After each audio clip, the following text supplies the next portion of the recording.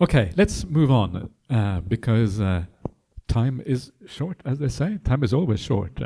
Time is short, and then you die. That's how it works. So anyway, so this next one, this is interesting. Rice pots, right? So India, everyone was eating rice in India, one of the staples. So rice pots. So we're still in the, what did you say? Uppamma Sangyutta? Uppamma, Uppamika, whatever. Yeah. So on the similes, yeah. So this has the simile of the rice pots. At Savatthi.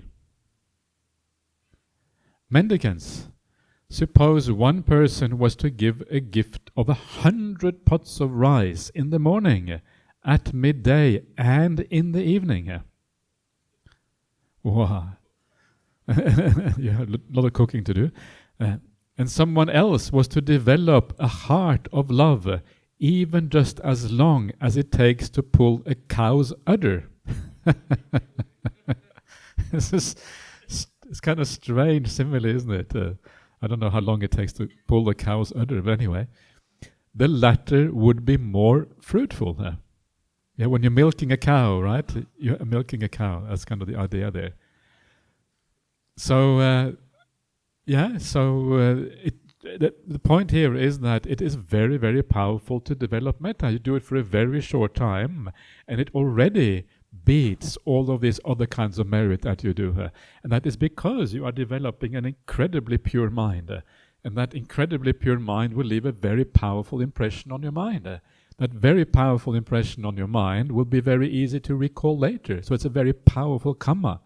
When you come to your deathbed, when you come to the time of rebirth, that will be brought back again. It will come back to you. You will remember these powerful moments, and it will then drive the whole rebirth process because of that. And so very, very powerful karma that you're making by doing metta. So that does not mean that you, from now on, you should just do metta and you shouldn't give anything. No, I'm not going to give anything more. I'll just do metta because that's where the real karma is. That's misunderstanding, right? Because the whole point of metta is that it actually makes you more generous. When you have metta, you have kindness and compassion for everyone, you want to give more. And if you don't want to give more, it means that your metta practice isn't even working properly in the first place. Yes, that's kind of a sign that you're getting it wrong. And so it's not that we should shift, it's more that we should add something more to our practice and developing the metta in this way. Still keep on giving, morality, all of these other things, but you add the higher levels of the path instead. So even just a finger snap, I think elsewhere they're talking about the finger snap of developing a heart of love. A very short time is actually very powerful. So very, very powerful merit or karma. So you should train like this. We will develop the heart's release by metta, by love. We will cultivate it, make it our vehicle and our basis. Keep it up, consolidate it, and properly implement it. That is how you should train.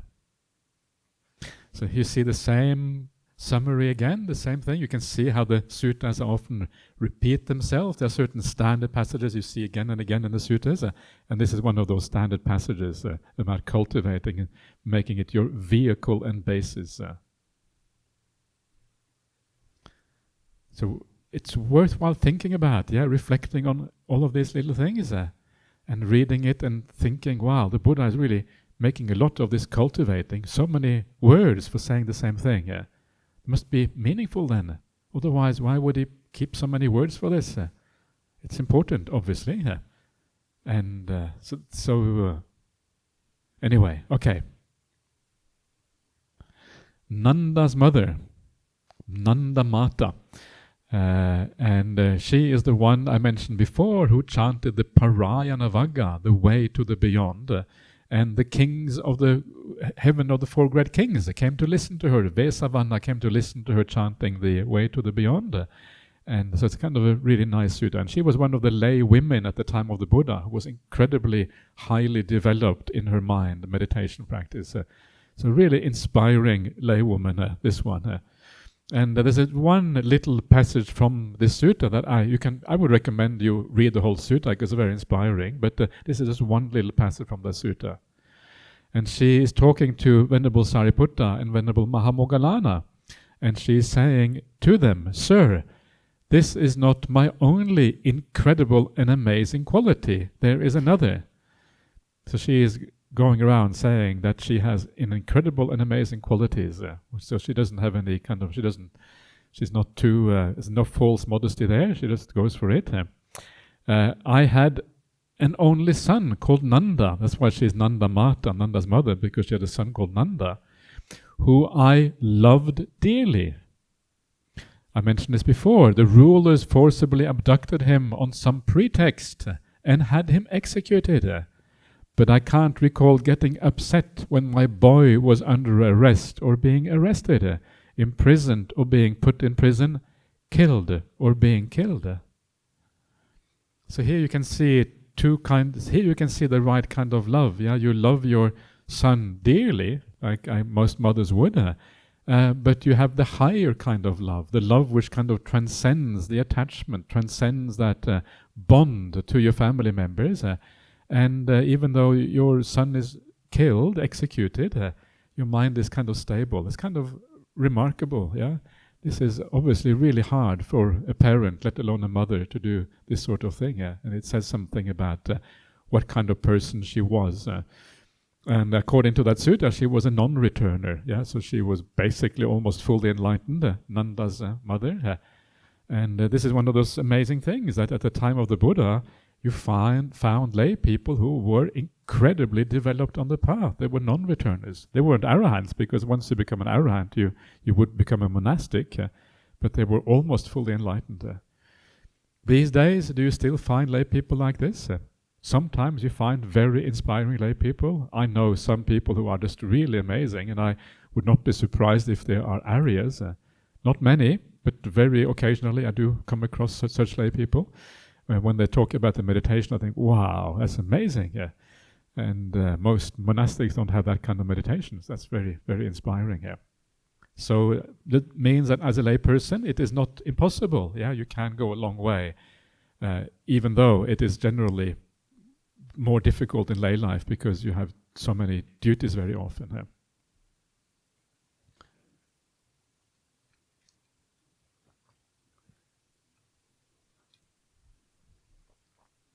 Okay, just going fairly quickly through these various suttas because there isn't that much to say about them. The next one is called the Seven Sons Sutta. Now this is one of the suttas that always caught my mind when I read it. It ends up with the power of metta, but it begins with some amazing similes of the sun, which I want to read through. So I'm going to read the whole sutta for you.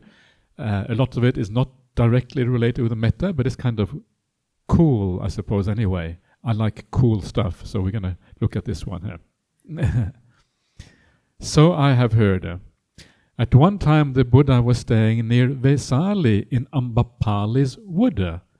Ambapali Vana. Yeah? Ambapali was one of the lay women who was a very strong supporter of the Buddha, and she had a mango wood that she gave to the Sangha. And so this is where the Buddha was staying at this time. There the Buddha addressed the mendicants. Mendicants. Venerable Sir, they replied, and the Buddha said this. Mendicants, conditions are impermanent, conditions are unstable, conditions are unreliable. This is quite enough for you to become disillusioned, dispassionate and freed regarding all conditions. So, first of all, I'm not so happy with the translation conditions. To me, that sounds, to me, a condition is more like a cause of something else. But really, I would say phenomena here is a better translation. Phenomena, yeah, in other words, all things basically. Yeah, all things or phenomena. Phenomena are impermanent. Phenomena are unstable. Phenomena are unreliable. This is enough for you to become disillusioned, maybe even averse, yeah, or turning away, dispassionate and freed regarding all these phenomena. So this is very similar to the Buddha's last word before he passes away, where he says, Vayadhamma Sankhara, right? So Sankhara is the word here. So sankharas have all of these qualities. And it's very useful here to notice that impermanent is often not really sufficient to fully grasp what is going on. Here you have all of these other words that kind of reinforce the idea of impermanence: unstable, unreliable. And I prefer words like unreliable, because unreliable to me has a much more powerful emotional impact than impermanent. Impermanent is kind of, to me, a bit cold. It means things are changing, but it doesn't really have an emotional component to it. But if something is unreliable, then to me at least it has an emotional impact. We don't like unreliable things. However, impermanent things, well, I don't know if you like them or not, depends on the circumstances, but unreliable is never good. And so that has more of a powerful thing for us. And it's that unreliability which is the problems of things in the world. We can't hold on to them. Yeah, if you attach to something unreliable, you're going to suffer. And so it's important to find translations and ways of understanding that have this emotional impact on us. Because as I mentioned before, we are driven by feelings. When something feels good, we will do it. When it feels bad, we will avoid it. Emotions and feelings are incredibly important for human beings. Why do we crave? We crave because things are nice, right? That's why we crave them. Craving is also driven by feelings and emotions. That's why craving arises. Our whole movement in the world, what makes us move, what makes us do things, comes ultimately from feelings and emotions. Intellectual ideas don't really drive us very much. Unless those intellectual ideas have a feeling component. If they have a feeling component, then they can do something, but in themselves they are not enough. And so when you have the intellectual Buddhists, this is the problem with the intellectual Buddhists, is that there's not enough emotions and feelings involved. There's just the cognitive aspect and not really the feeling aspect. And so that needs to be brought in. And so once you understand deeply what this impermanence and unreliability and instability means, that gives a very powerful emotional reaction. And that powerful emotional reaction is one of aversion, one of rejection, one of basically getting rid of. That's what it means. And the Pali word is nibbida, or nibbindati, or something like that. And so you reject things, basically. Because what you're seeing is you're seeing dukkha, and you reject dukkha. This is kind of just natural for the human mind. That's kind of the natural emotional reaction to suffering. Seeing unreliability and seeing dukkha is the same thing. And so you reject it. You are averse to it. And for that reason, you become dispassionate. Dispassionate means you give up craving. When you give up craving, then you become free. That's what freedom is, giving up of craving. You become freed from all phenomena in the world. You are no longer attached to it. They are no longer important to you. You observe them as things in the world without having any vested interest in them. So this is what the Buddha says, So how can we think about this? And then now the Buddha is going to give a number of similes to explain how we can think about this. And this is kind of interesting. Sineru, the king of mountains, is 84,000 leagues long, 84,000 leagues wide. It sinks 84,000 leagues below the ocean and rises 84,000 leagues above it.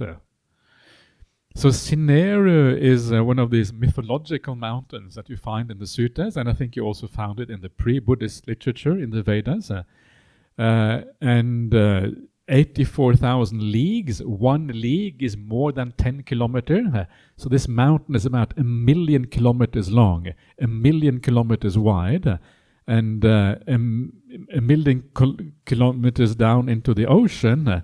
So how far away is the moon? It's about 400,000 kilometers. So this mountain is so high, it would stretch twice as far as the moon. And that's how big this mountain is. So it's not a small mountain.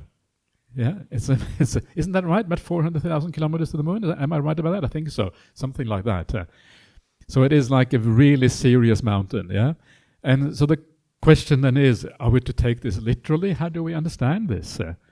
And one possibility is that the Buddha is just talking from that mythological perspective, is not to be taken literally. It is just to be using the existing mythology of India.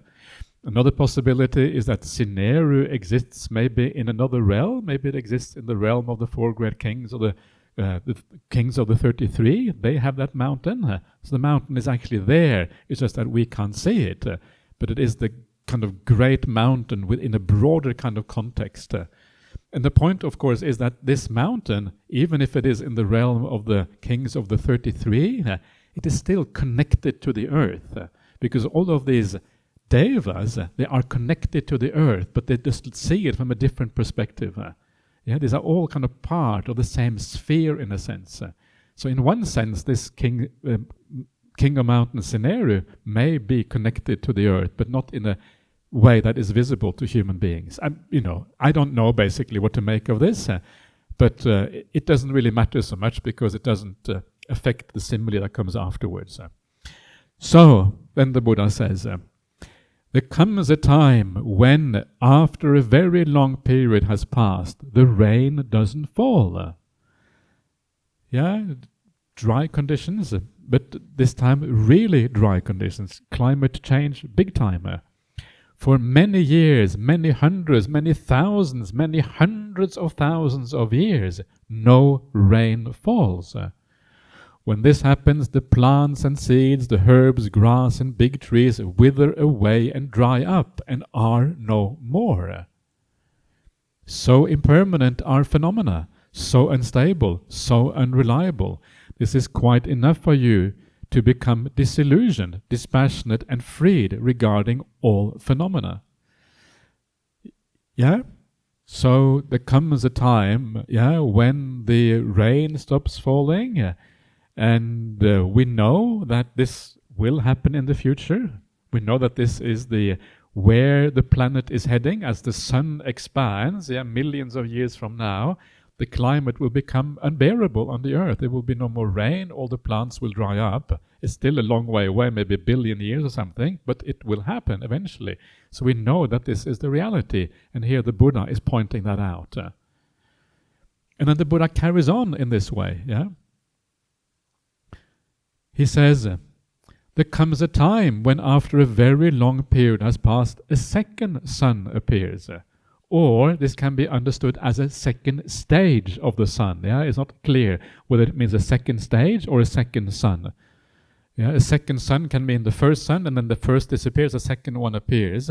Or two suns together, or two stages of the same sun. It's all a bit unclear what is meant here. When this happens, the streams and pools wither away and dry up and are no more. The water is starting to evaporate from the planet Earth completely because the sun is now getting really, really hot. There comes a time when, after a very long period has passed, a third stage of the sun appears. When this happens, the great rivers, the Ganges, the Yamuna, Achiravati, Sarabu, Mahi, wither away and dry up and are no more. So impermanent, so unstable are all phenomena. There comes a time, after a very long period has passed, millions, billions of years, the fourth stage of the sun appears. When this happens, the great lakes from which the rivers originate, the Anotatta, the Sihapapata, the Ratakara, the Kanamunda, the Kunala, the Chadanta, the Mandakini, wither away and dry up and are no more. So impermanent are all phenomena. There comes a time when, after a very long period has passed, a fifth sun or a fifth stage of the sun appears. When this happens, the water in the ocean sinks by 100 leagues. It sinks by 2, 3, 4, 5, 6, 7, even 700 leagues. The number 7 again. Seven. 7 shows up in weird places, I told you. The water that remains in the ocean is only 7 palm trees deep. 6, 5, 4, 3, 2, 1 palm tree here. The water that remains in the ocean is only 7 fathoms deep. It's 6, 5, 4, 3, 2, 1, or even half a fathom deep. It is waist high, knee high, or even ankle high. It's like the time after the rainy season. When the rain falls heavily, water remains here and there in a cow's hoof prints. In the same way, water in the ocean remains here and there in puddles, like a cow's hoof print. When the fifth sun appears, there's not even enough water in the great ocean to wet a toe joint. So impermanent are all phenomena. All the water on the earth dries up, and we're still not done. There comes a time when, after a very long period has passed, a sixth sun appears. When this happens, this great earth and scenario, the king of mountains, smoke and smolder and give off fumes. It's like when a potter's kiln is first kindled, and it smokes and smolders and gives off fumes. In the same way, this great earth and scenario, the king of mountains, smoke and smolder and give off fumes. So impermanent are all phenomena. Still not finished. There comes a time when, after a very long period of time, a seventh stage of the sun appears. When this happens, this great earth and scenario, the king of mountains, erupts in one burning mass of fire. And as they blaze and burn, the flames are swept by the wind as far as the Brahma realm. Scenario, the king of mountains, blazes and burns, crumbling as it's overcome by the great fire. And meanwhile, mountain peaks 100 leagues high, or 2, 3, 4, or 500 leagues high, disintegrate as they burn. And when the great earth and scenario, the king of mountains, blaze and burn, no soot or ash is found. It's like when ghee or oil blaze and burn, and neither ashes nor soot is found. In the same way, when the great earth and scenario, king of mountain, blaze and burn, no soot or ash is found. In other words, it burns up completely. That's the point. Yeah, there's nothing remaining. So impermanent are phenomena. So unstable are phenomena. So unreliable are phenomena. This is enough for you to become averse, dispassionate, or losing your craving, and freed in regard to all phenomena. So this is interesting in many ways. It is interesting, first of all, because the Buddha is kind of making it clear how impermanent everything in the world is. Things are just incredibly unreliable. We think about our little lives, we lose little things in our lives, but it is impermanent on a far vaster scale. The whole earth will just disappear and burn up, and nothing will remain. So that's kind of that's big-time impermanence, and we are trying to cling on to our coffee or whatever it is. So we are clinging on to small things compared to what actually really happens in the world. So the Buddha is making this very clear, that there is absolutely nothing that you can hold on to. Things are just utterly unreliable and uncertain. In the long run, the only way is to get out of this. You have to become averse, you have to become disinterested, you have to really give up all of this crazy attachment to things in the world, because they are just so utterly uncertain. Now that's the real message of this passage. That is what this passage really is about. The danger of attachment, the danger of holding on. This is the underlying message here. But the way he gives this message is very interesting. Because now we know that this is the future of the earth. We know that the earth is going to burn up. We know that when the sun expands, in a few billion years, it will expand. It will eventually include and envelop the earth, and the earth will burn up. All the inner planets in the solar system, Mercury, Venus, and the earth, will be engulfed by the sun. We know that now. But how did the Buddha know this?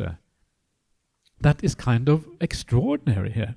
I wrote an essay about this a while ago that is available on the internet. You can read it, check it out if you like, because there isn't really any good explanation for how the Buddha could have known about this.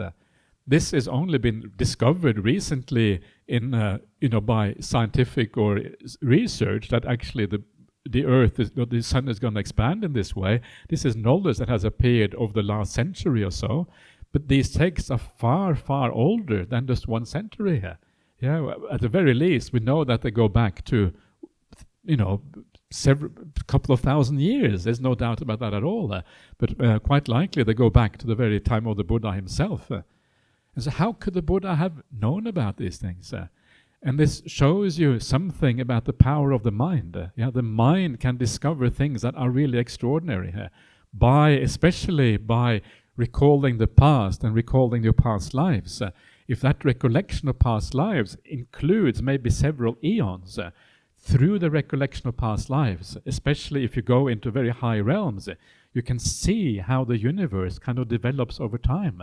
You can see the sun, you can see the arising and disintegrating of the whole universe.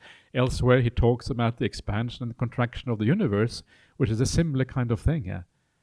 And so this is kind of the extraordinary thing. There isn't really any good explanation for how this can be in the suttas. This is so close to how we know the fate of the earth, and that it's very hard to dismiss it as something which is just by accident the same thing. It's to me anyway, that's very hard to see how it could just be accidental when it's so similar to how we actually see things in the present day. So this kind of makes it interesting. The Buddha is kind of, on the one hand, he is a human being. I always like to make the point that he is human. He's just like us. On the other hand, he has some insights that are truly mind-boggling and really hard to kind of wrap your mind around what actually is going on. So I thought, I don't know, I kind of like these little things, because they are beautiful both from a point of view of Dhamma, and that's the real reason why the Buddha teaches these things, because of the Dhamma in them. But in the course of teaching Dhamma, he says things that are interesting from also another point of view of the history of science and the history of the development of our knowledge of the universe and these kind of things. Anyway, time for me to stop talking here. So let's do some more questions if you have any before we break for lunch. So if anyone would like to say anything, please do so. It's interesting because Ajahn, we live in a sensual world, right, where we are dealing with time and space, right, physical objects. But when we think of the Buddha's awakening, he has gone into a realm beyond the sensual world. So time and space completely collapse. It's no longer an issue. That's why he can travel from one place to another in an instant, or even to the Brahma realm and all that. So that is what I'm thinking, that his mind has gone beyond what we think of as time and space.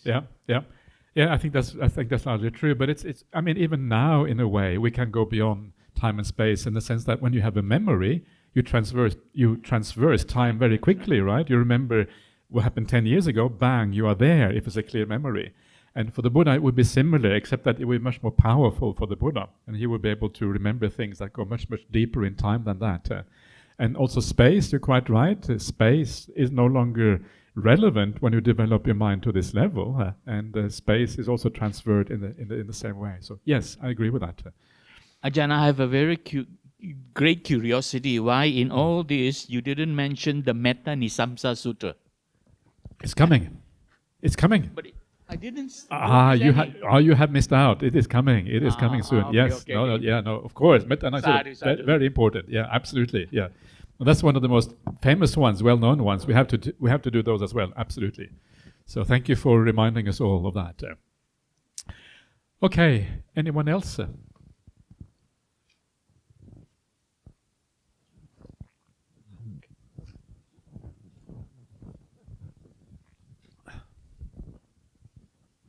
Thank you, Ajahn. I'd like to talk about AN 754, Nanda's mother. Yeah, the please. Extract. I think it's like, if you just read the extract, right, it sounds a bit like she's a psychopath or something. But I have looked at the full text. It doesn't seem so psychopathic there. No, yeah. Because it's like more about equanimity, right? And there are other good qualities. Yeah. Yeah, exactly. It does sound, I know what you mean. But remember that these are incredible and amazing qualities, right? They are extraordinary. I mean, how many people can do that? So she's just being honest, basically. It sounds like you are bragging or talking about yourself, but it's just kind of being straightforward about things. It's like, you know, when you listen to someone who is really developed, like anyone really developed in mind, they will say things that are very unusual. You won't kind of usually think of it. You know, even someone like Ajahn Brahm, sometimes he says things, you think, what? It sounds like you are bragging or something. But when you know Ajahn Brahm, he doesn't brag, you know, he actually has a very small ego, someone like Ajahn Brahm. And so it's kind of it's this kind of strange cognitive dissonance, as they call it. When on the one hand, sounds like he's kind of, you know, saying something which might, in another person's voice, would be bragging, but in his voice it's not, because it's just a natural expression of the truth. And Nanda, I think, Nandamātāsutta is one of these people who is very highly developed. And so you learn to see things in a slightly new way, because these people are special people. Yeah, and I also want to talk about the Seven Sons Sutta that we just talked about. Please. Yeah. I think the part where he said the water in the ocean disappears, it's kind of like interesting, because the Sahara Desert used to be an ocean as well. Right, yeah. Yeah, so exactly. So these things are always changing in the world, yeah. And but I think in this case it's much more serious than that. In this case it's Sahara Desert is only a small disappearance of the ocean. This is like the big time disappearance, where there's just desert everywhere. The whole planet is one great desert, basically. And so, so Sahara is just a warning about the future. Yeah. Yes? Yeah, and there's also one book, I don't know how credible whether we can believe that book or not, because it's what you call it, it's a book about an interview with an alien. Oh, yeah.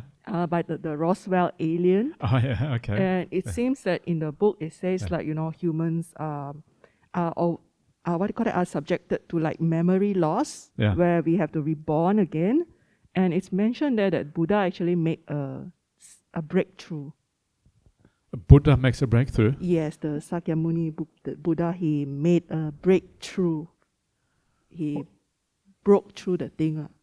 Well, I don't know how credible it is. Not sure what you mean now, but I do agree that aliens exist. Yeah, I mean I think there's no doubt. The Buddha talks about the vast number of world systems, and they all have human beings. They have devas. They have all the same beings that we have here on the earth, right? So the Buddha was again way before his time. Only recently have we science starting to assume there probably are living beings out there. The more we look at the world, we discover planets. We discover planets in the habitable zone, where, you know, going around suns and things like that. So there are definitely there are aliens in the world, and those alien places, they will have their own Buddhas as well, right? So there may very well be Buddhas in existence right now, but they will be in different world systems, different lokadhatus, as they call in Pali. And so all of these things, I'm not sure exactly what you were referring to, but yes, all of these things are going on. Yeah, all of these things actually are happening. Whether those aliens are here on the earth, I don't know. I'm not sure how to understand those alien reports. They can be understood in different ways. Could be understood as devas, for example, because they are strange. So there's many different ways of understanding that, but all kind of strange things happening in the universe. But I think that those aliens, instead of being small green people with antennas, like we see in the comic strips, they are more likely to look quite like us, quite like ordinary human beings. I think they're more likely to look like that, because the way things develop tends to be the same in different places. The way the Buddha talks about it seems to be very similar. Anyway, great. Let us have some nice lunch together, and we'll see you back again at 1 o'clock this afternoon.